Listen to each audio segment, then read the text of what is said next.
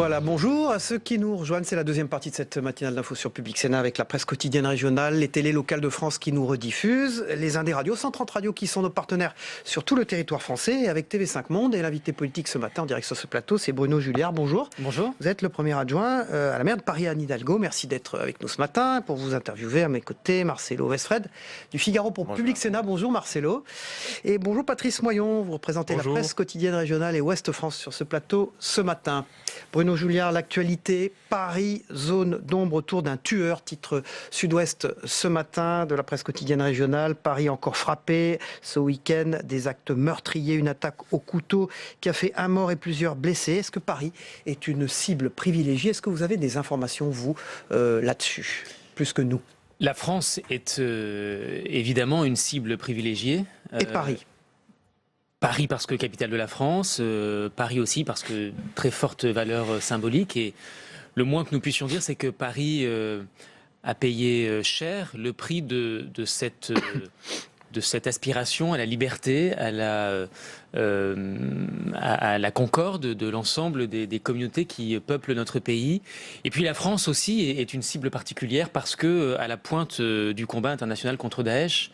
Je voudrais d'ailleurs rendre hommage au travail extraordinaire qui est mené par les forces de police, la préfecture de police, par le ministère de l'Intérieur, par l'ensemble des forces de renseignement. Parce que si évidemment Paris a été meurtri une fois de plus, un jeune est décédé, c'est à nouveau la jeunesse qui a payé le prix. Il faut tout de même constater et remarquer que le travail des forces de l'ordre est tout à fait exceptionnel. Nous le voyons nous au quotidien en tant qu'élu local, moi en tant qu'élu local parisien, et je peux vous dire que le travail fait par les policiers, par les Ils sont intervenus très vite, absolument par les forces de secours, en l'occurrence là les policiers du 3e arrondissement, qui ont permis que le bilan, même s'il est évidemment insupportablement trop lourd avec plusieurs blessés et surtout une personne décédée, il aurait pu être encore plus important s'il n'y avait pas eu cette intervention rapide des forces de l'ordre. Intervention rapide des forces de l'ordre, mais on découvre qu'à nouveau, l'auteur de ces actes était fiché non seulement dans le fameux fichier S, mais en plus dans un fichier spécifique de la radicalisation. Alors à quoi ils servent ces fichiers et est-ce qu'il n'y a pas un problème? Est-ce que les services n'ont pas failli?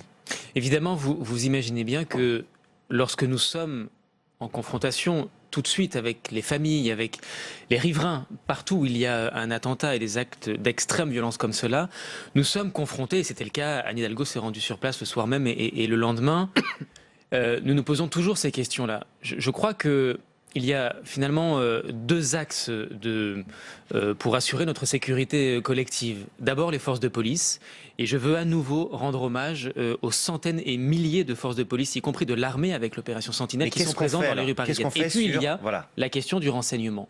Nous voyons bien qu'il est extrêmement difficile, au vu de la diversité des profils de terroristes, il est extrêmement difficile de pouvoir anticiper ce type de passage à l'acte. Il était effectivement, ce jeune, une vingtaine d'années, d'origine tchétchène, était effectivement fiché S.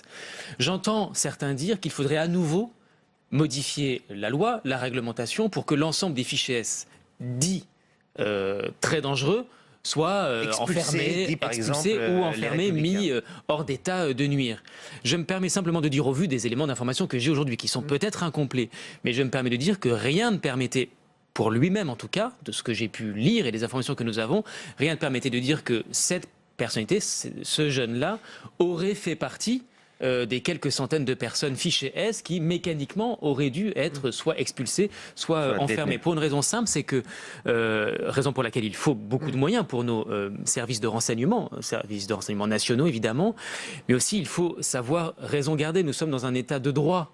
Et c'est aussi pour ça d'ailleurs que la France est attachée. C'est une certaine idée de... Mais en tant que premier adjoint au maire de Paris, vous avez des informations privilégiées ou pas? Vous avez accès à des informations? Nous avons évidemment, et c'est heureux, des échanges quotidiens, plus que quotidiens d'ailleurs lors d'une période de crise, comme c'est le cas aujourd'hui, avec le ministère de l'Intérieur, avec la préfecture de police. Nous avons nous-mêmes nos propres services de sécurité, des personnels de sécurité. Nous avons toujours refusé, pour répondre précisément à votre question, nous avons toujours refusé d'avoir une police municipale en propre, considérant que Paris, justement parce qu'étant une cible privilégiée, parce que capitale de la France, capitale économique, capitale politique, capitale culturelle du pays, nous savons que c'est une cible privilégiée. Et nous ne souhaitons pas une guerre des polices sur le territoire parisien. Raison pour laquelle nous avons toujours considéré qu'il était du ressort de l'État de garantir la sécurité et l'ordre dans la capitale. Mais nous avons nous-mêmes tout de même créé ces derniers mois ce que nous appelons une force de lutte contre les incivilités, là pour les petits délits, mais ce qui permet que la police nationale se concentre sur l'essentiel, le maintien de l'ordre et évidemment la lutte contre le terrorisme. Patrice Moyon. Le conflit à la SNCF se poursuit, le bras de fer avec le gouvernement. Journée noire aujourd'hui, qu'est-ce qu'il faut faire pour sortir de ce conflit ? Je ne suis pas un spécialiste de la réforme de la SNCF. Cela dit, je constate avec interrogation que les syndicats qui ne sont pas dans la posture, les syndicats dits réformistes. Je ne m'étendrai pas sur ce caractère de réformiste, parce que évidemment la CGT de fait l'est aussi, mais je pense plutôt à la CFDT ou à l'UNSA.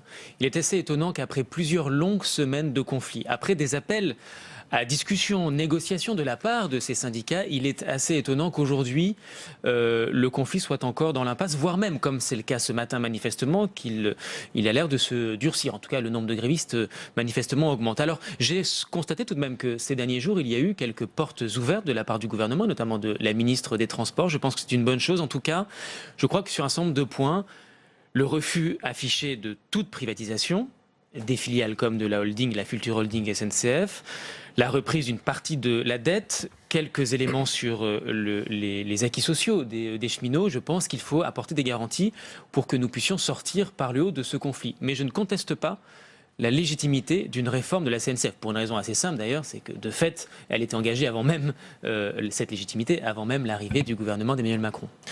Toujours sur le plan social, contestation des étudiants, les examens à la faculté de Nanterre ont été annulés à la suite du blocage Arcueil. Vous qui avez été président de l'UNEF, est-ce que ces méthodes-là, de bloquer les examens, est-ce que ça vous semble une bonne idée ? Est-ce que ça vous semble légitime ? Et est-ce que la réforme en cours vous semble une bonne réforme ? Quand j'étais, il y a quelques années, plus de 10 ans maintenant, président de l'UNEF, premier syndicat étudiant à l'époque, j'avais horreur que les anciens responsables donnent leur avis sur les mouvements étudiants. Je ferai donc exactement ce que je détestais à l'époque, mais je donnerai quand même mon avis pour dire que je pense qu'un mouvement étudiant de contestation, il est légitime lorsqu'il agrège derrière lui une majorité d'étudiants. Ça n'est manifestement pas le cas aujourd'hui. Je crois que ça n'est pas le cas aujourd'hui. Parce que, assez rapidement, une radicalisation dans différentes universités ont amené des étudiants qui sont probablement sincèrement inquiets sur l'avenir de l'université et sur la réforme en cours, même si ce sont plutôt les lycéens d'aujourd'hui qui seront les étudiants de demain, qui sont concernés par la réforme du gouvernement. Manifestement, cette radicalisation a empêché une massification, c'est-à-dire de convaincre un maximum d'étudiants. Toujours est-il que pour répondre à votre question, concernant certaines actions revendicatives, c'est-à-dire le blocage d'examens et empêcher des étudiants qui ont travaillé pendant de longs mois de passer leurs examens, alors même que le mouvement n'est pas soutenu par une majorité d'étudiants, je ne crois pas que ce soit une bonne méthode d'action. Sur le fond, est-ce que le nouveau système d'inscription à la fac, Parcoursup, celui qui est montré du doigt par ces étudiants bloqueurs, est-ce que vous trouvez qu'il apporte des améliorations par rapport au système ancien APB ? D'abord, nous le verrons à l'épreuve des faits. Rien n'est pire que le tirage au sort. On ne peut pas... C'est l'ancien système. L'ancien système, voilà. On ne peut pas... qui, rappelons, a été mis en place parce qu'on manque de moyens dans certaines universités publiques pour accueillir des étudiants dans des filières qui sont victimes de leur succès. Pas toujours pour de bonnes raisons d'ailleurs. Toujours est-il qu'on devrait considérer que c'est une chance extraordinaire d'avoir de plus en plus de bacheliers qui veulent poursuivre des études d'enseignement supérieur. C'est le signe d'un pays qui se développe, qui progresse, qui fait le choix de l'intelligence, de l'éducation. Donc il faut améliorer l'orientation des étudiants. Cela dit, simplement améliorer les moyens d'information des étudiants. Pire, mettre en place un système de sélection. Ça n'est pas le projet du gouvernement. Cela dit, si on ne met pas de l'autre côté, c'est-à-dire à l'université, plus de moyens pour accueillir des étudiants plus nombreux, notamment dans les filières où il y a des débouchés professionnels. Je pense notamment aux filières courtes, professionnalisantes, les IUT, les BTS. Là, on manque de moyens. Beaucoup d'étudiants, notamment qui sont issus de bac pro professionnels, pourraient réussir à l'université. Ça coûte plus cher, mais ça garantit la réussite et l'insertion professionnels, des nouveaux étudiants. Donc je pense qu'il faut à la fois effectivement améliorer les conditions d'orientation et d'information des bacheliers, mais si on n'améliore pas les conditions de travail, d'études, de réussite à l'université, on n'aura fait que la moitié du chemin. Et là, je comprends l'inquiétude de bacheliers, enfin de lycéens également, d'étudiants, même si ça ne justifie pas des actions qui empêchent des étudiants de passer leurs examens. Bruno Julliard, premier adjoint à la maire de Paris, Anne Hidalgo. Et notre invité ce matin, Anne Hidalgo, a écrit au Premier ministre Édouard Philippe pour lui demander l'aide de l'État. Oui. Alors, pour les migrants, je parle pour des la question des migrants, voilà. Oui, je m'attendais à une question plus longue. Notamment, il y a 1500 migrants au port de la Villette. Est-ce que vous demandez à l'État d'intervenir, mais intervenir pourquoi et plusieurs centaines sur le canal Saint-Martin. Pour qu'il y ait des expulsions, pour que les forces de l'ordre fassent une opération, ou vous demandez autre chose? Expliquez-nous. Paris, depuis plusieurs années maintenant, est un lieu de fait d'accueil de migrants qui viennent de différents pays, notamment d'Afrique subsaharienne, qui fuient des guerres, qui fuient des conflits. Nous avons des milliers de personnes qui ont, au péril de leur vie, souvent traversé la Méditerranée, parfois l'Europe continentale, pour arriver jusqu'à Paris. Nous n'étant pas toujours d'ailleurs, la France n'étant pas toujours la dernière destination de ces futurs réfugiés, parce qu'une bonne partie deviendra des réfugiés.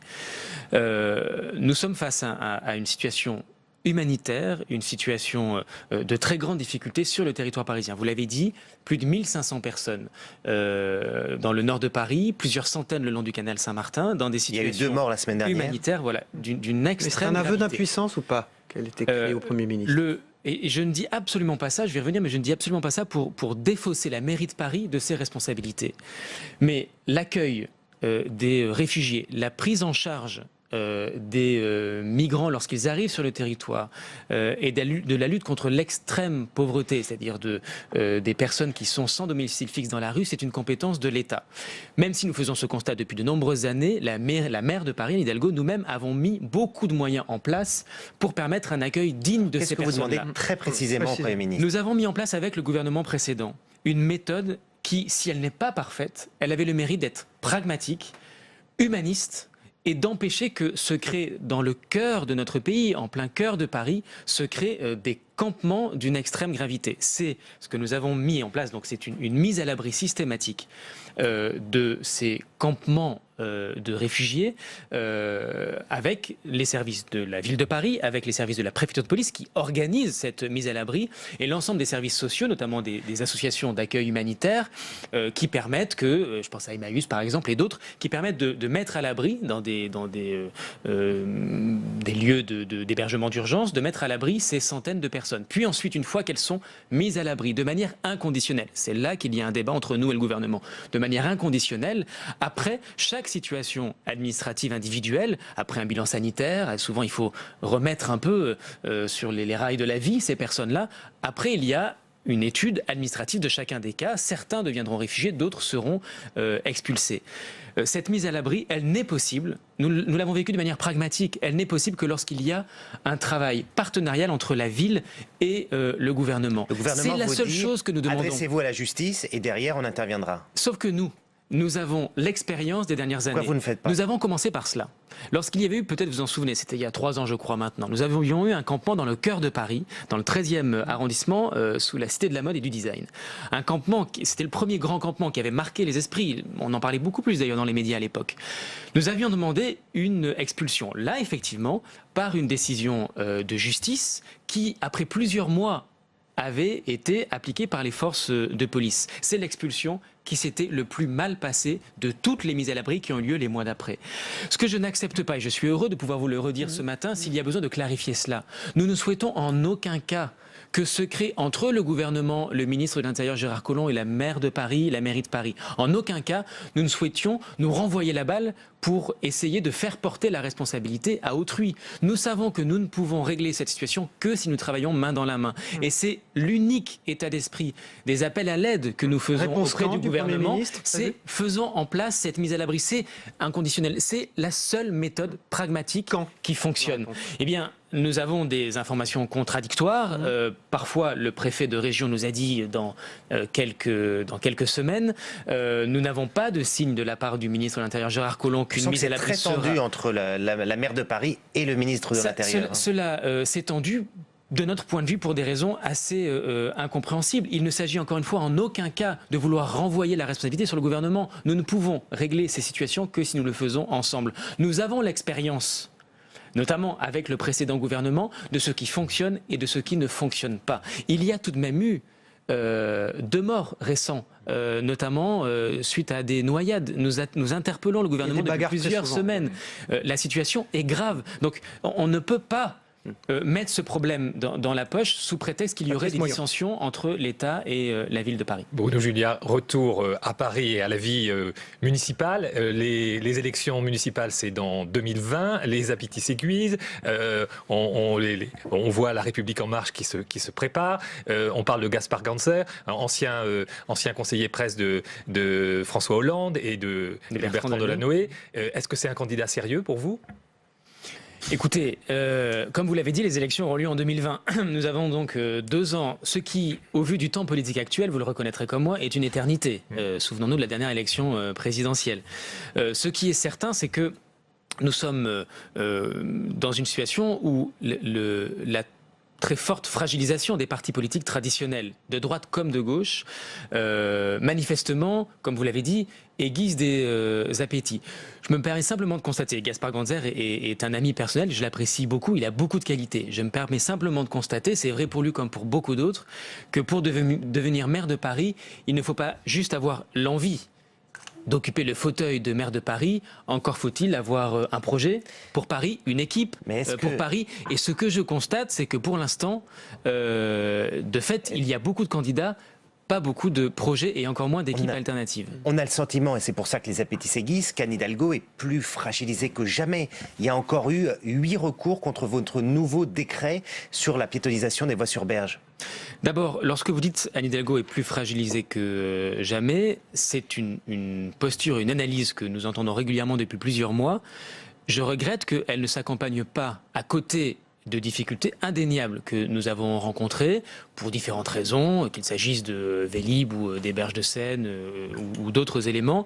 Il n'en demeure pas moins qu'il y a à côté de cela des réussites qui sont elles aussi absolument incontestables, sur lesquelles en général on insiste un peu moins. Je pense à l'obtention des Jeux Olympiques, je pense au fait que Paris n'a jamais été aussi haut dans tous les classements internationaux en termes d'attractivité, de tourisme, de bonne gestion de la ville de Paris. Ça fait parfois aussi du bien de le dire, ou même de lutte contre la pollution. En ce qui concerne les berges de Seine, lorsque nous voulons transformer une ville comme Paris, mener des chantiers qui sont structurants, qui sont difficiles, nous savions depuis le premier jour que ça ne serait pas un long fleuve tranquille et qu'il y aurait des difficultés. Il faut y faire face. Nous serons jugés sur notre bilan en 2020 et pas avant. Justement, Bruno Julliard, est-ce qu'il y a des quartiers privilégiés par Anne Hidalgo et d'autres qui le sont moins? Exemple, on nous a écrit quartier Beaugrenelle, 15e arrondissement de Paris, 800 mètres de la Tour Eiffel. Il est choisi régulièrement pour des tournages de clips, de films, tellement il ressemble à certains quartiers dévastés de villes abandonnées. Est-ce que vous privilégiez certains quartiers plutôt que d'autres? C'est la question qu'on se pose. Absolument pas, et d'ailleurs, on nous fait régulièrement le reproche inverse. On ne parle pas des rats, bien sûr, on ne parle pas de tout ce qui se passe au bord de la Seine. On nous fait régulièrement le reproche inverse, c'est-à-dire notamment lorsque nous avons fermé à la circulation des voitures les berges de Seine en plein cœur de Paris, on nous reproche régulièrement de nous occuper du centre de Paris et non pas des arrondissements périphériques de Paris. Or, ce que vous pourrez constater dans les choix d'investissement, de rénovation, d'habitation, de construction de logements neufs et même d'ailleurs d'accueil de nouvelles entreprises, ce sont plutôt dans les arrondissements populaires, extérieurs, enfin donc dans Paris évidemment, mais notamment le long du périphérique, que nous souhaitons mener les plus grandes transformations d'urbanisme. Vous allez le couper en 2019 pour faire les nuits blanches, cette fête nocturne, c'est ça? Vous avez reçu l'accord de Paris ou pas? Nous sommes en discussion. C'est la raison pour laquelle j'ai souhaité l'annoncer assez tôt, puisque nous parlons de la nuit blanche dans 1 an et demi, mais comme c'est, vous l'imaginez, assez compliqué, pendant quelques heures de fermer quelques portions du périphérique pour faire une édition, je l'espère, assez exceptionnelle de nuit blanche. Mais je voudrais simplement répondre à votre question. Oui. Nous avons parfaitement conscience que dans certains quartiers de Paris, 800 mètres de la Tour Eiffel, il faut améliorer sensiblement, notamment la propreté et l'aménagement de l'espace urbain. Les voiries, c'est la raison pour laquelle nous avons décidé d'investir des moyens supplémentaires, tant en termes de propreté que de rénovation, notamment de certains espaces urbains, des places parisiennes ou des chaussées, des trottoirs et autres, évidemment. Et raison pour laquelle également, nous avons créé, comme je le disais tout à l'heure, une brigade de lutte contre les incivilités, parce que si nous avons notre propre responsabilité, il faut également que les habitants, les usagers de Paris, les touristes aussi, soient bienveillants à l'égard de cette ville. Pas de problème dans la qu'ils aiment gestion de SEM Paris SEM, qui est cette société qui gère un certain nombre d'espaces. Pas de problème dans cette gestion-là. Ça fonctionne pour vous? Nous pouvons toujours faire mieux, et c'est ce à quoi nous nous attelons chaque jour. Bruno Julliard, premier adjoint à Anne Hidalgo, était notre invité Merci ce matin. Merci. On passe au débrief de vos propos dans un instant. Merci Marcelo Westfred, merci Patrice Moyon.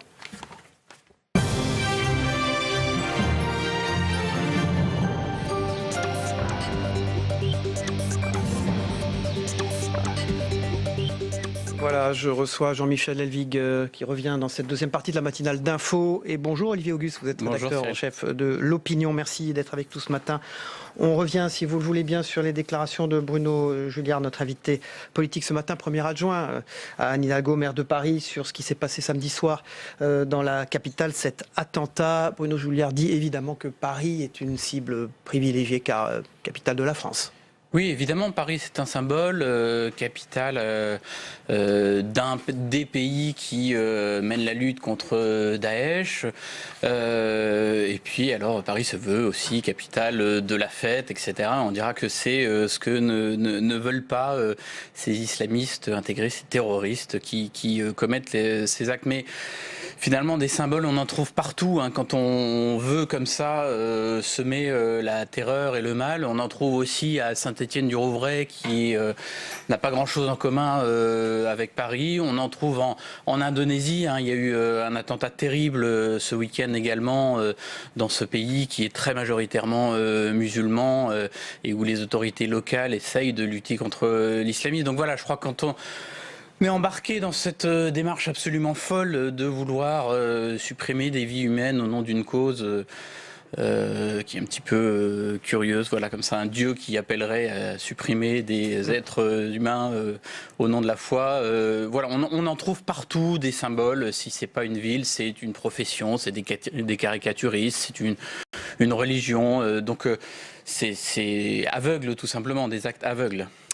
Jean-Michel Elvig, vivre avec l'invivable, c'est le titre de votre édito dans la République des Pyrénées ce matin. Vous avez entendu Bruno Julliard. On a l'impression quand même que les autorités sont assez démunies. Vous avez vu, il est premier adjoint au maire de Paris. Voilà, il ne fait que constater les choses et au fond...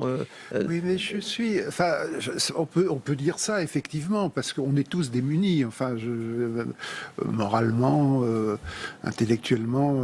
Mais il a rendu hommage évidemment aux forces de police. Oui, quand même pas oublier que je veux pas faire de comparaison hasardeuse sur les trains qui arrivent à l'heure, mais c'est évidemment qu'on parle des projets terroristes qui ont abouti, mais on parle évidemment moins, et pour cause, de ceux qui ont été empêchés. Or, il y en a beaucoup, je pense, c'est quand même très important le nombre de projets qui n'ont pas pu aboutir parce que les gens ont été arrêtés avant, parce qu'ils ont été dissuadés. Voilà, donc c'est une lutte permanente. Enfin, c'est une lutte des services de sécurité, de renseignement. On peut pas. Alors évidemment, il y a toujours malheureusement, il y aura toujours des gens qui passent au travers. Quand il parle de cible privilégiée, c'est la formule Paris cible privilégiée. La formule est effectivement discutable. Ça a été vrai jusqu'au moment où Daesh pouvait organiser des commandos très formés, très quasi professionnels pour faire des opérations comme celle du Bataclan, le Stade de France, les terrasses du 11e arrondissement. Mais maintenant, on est passé à un type de terrorisme qui peut frapper n'importe où, à n'importe quel moment, par des individus solitaires. Et effectivement, ça s'est passé dans l'Aude, dans un village de l'Aude. Quel symbole, le village de l'Aude. Donc, il y a 2 mois, c'était là. Peut-être demain, ça sera ailleurs. Donc, ce terrorisme ubérisé, où chaque son propre petit patron peut taper n'importe où, frapper n'importe où. Tout le problème, c'est en amont, c'est la prévention au sens du renseignement pour arriver à détecter à temps de tels projets. Autre sujet à Anne Hidalgo à écrire, Édouard Philippe pour demander l'aide de l'État face à l'afflux de migrants qui s'entassent dans les centres d'hébergement que la mairie de Paris gère, au nord de Paris notamment. Quand on lui a demandé ce qu'il attendait concrètement de l'État, déjà un dialogue, une meilleure coopération, ça se passe mal entre le ministre de l'Intérieur et la maire de Paris, Olivier Auguste. Oui, il y a des niveaux de compétences qui s'imbriquent et qui effectivement, si on veut essayer d'améliorer les choses, j'ose pas dire de résoudre la situation, mais en tout cas de l'améliorer, ne peut passer que par un travail commun. D'ailleurs, il manque un échelon qui devrait être le premier à tout ça, c'est le niveau européen, puisque c'est à ce niveau-là que ces questions d'immigration, d'asile devraient être traitées. Donc effectivement, il y a nécessité de travailler ensemble, État, ville de Paris. On marque d'ailleurs il disait que ça se passait mieux avec le précédent gouvernement. Oui, et en même temps, on voit bien que Bruno Junior se retient d'être dans le frontal et de critiquer trop ouvertement le gouvernement. Il y a une certaine forme de prudence, ou en tout cas une volonté de ne pas envenimer les choses. Bon voilà, c'est clairement des questions très complexes à résoudre, évidemment, et c'est certain qu'elles peuvent difficilement se résoudre si les parties concernées commencent à se taper dessus, entre guillemets. En toile de fond, cette élection municipale à Paris qui suscite beaucoup de convoitises. Jean-Michel Elvig, on parle de Gaspard Ganzer, l'ancien conseiller en communication de François Mitterrand. Alors Bruno Julliard, lui, a fait cette réponse ce matin en disant tout ça, c'est très François loin. Hollande. De François Hollande. François Mitterrand. Vous avez raison, pardon, François Hollande. En même temps, c'est très loin. C'est ce qu'a dit Bruno Julliard, cette élection municipale, elle vient tard, elle est pas encore tout de suite. C'est le principal problème politique dans le cadre de cette préparation des municipales, c'est pas tellement les ambitions de tel ancien conseiller de François Hollande.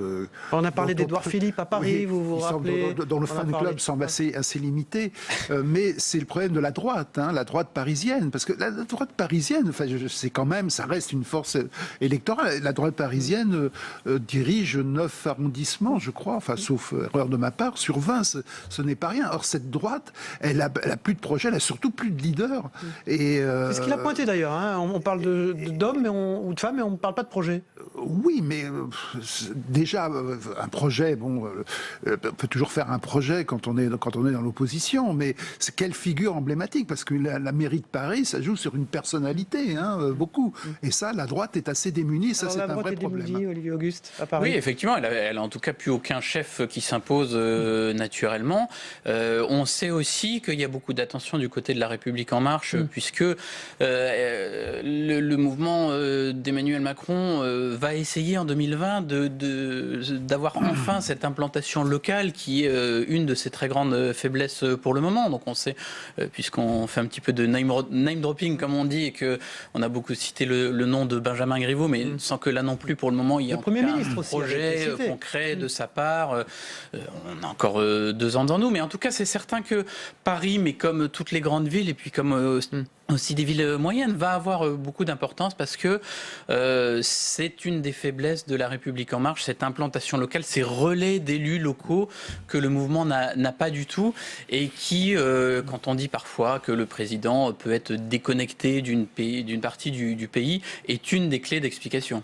Merci beaucoup, Jean-Michel Elvig. Juste à écouter comme ça, dans la tonalité, simplement dans la tonalité de ce que disait Bruno Julliard, il semblait le moins Macron compatible de la majorité Merci.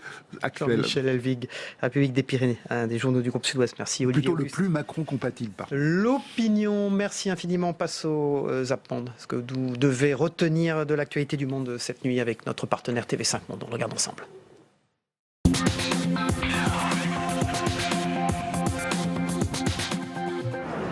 Des équipes de télévision quadrillent cette rue du 2e arrondissement de Paris, entre l'Opéra et la Bourse, où a eu lieu l'attaque au couteau samedi peu avant 21h. Le groupe État islamique a revendiqué cette attaque. Quant aux parents de l'assaillant, ils ont été placés en garde à vue, tout comme l'un de ses amis, un Français de 20 ans, né lui aussi en Tchétchénie. La signalisation est prête depuis une semaine. Plusieurs panneaux en hébreu, arabe et anglais indiquent le déménagement de l'ambassade des États-Unis de Tel Aviv à Jérusalem, une décision applaudie par Israël. C'est une décision qui va dans le sens des intérêts israéliens, mais également dans le sens des intérêts de l'administration Trump, qui veut absolument contrer la montée en puissance de l'Iran. Donald Trump a aussi voulu séduire son propre électorat, en particulier les chrétiens évangéliques qui soutiennent l'État hébreu pour des raisons religieuses. Une simple signature, Donald Trump a privé de protection fédérale cette terre, une terre sacrée pour 5 tribus indiennes. C'était très décevant qu'ils aient défait ce monument. C'était comme si quelqu'un arrache tes membres. Les défenseurs du parc espèrent encore gagner en justice contre Donald Trump. D'ici là, c'est toute une région, celle des Roches Rouges de l'Ouest américain, qui restera l'enjeu de cette lutte acharnée autour de l'héritage de Barack Obama. Des tocs par dizaines. Les professionnels du couscous sont là. Mais pas seulement. Des cuisiniers anonymes mais émérites participent aussi à la compétition. Laïla Aman défend les couleurs de Blida à l'ouest d'Alger et prépare sa spécialité, le couscous noir. D'autres accommodent la semoule de blé à du miel, la parfument à l'eau de rose. Les possibilités sont infinies. Et le sujet moins léger qu'il n'y paraît puisque la Tunisie, l'Algérie et le Maroc revendiquent tous trois la paternité du couscous.